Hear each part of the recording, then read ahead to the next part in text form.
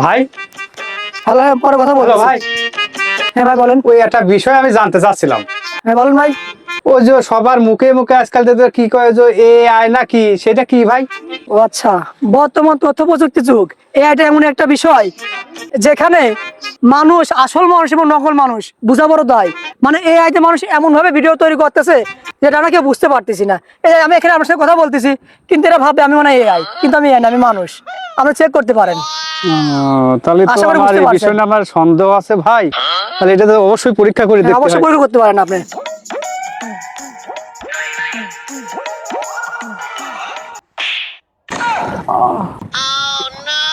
আয় তুই ছাওয়ালে বাপের থাপড় মারতে পারলি? না আব্বা, তোমার থাপ্পড় মারি নাই তো।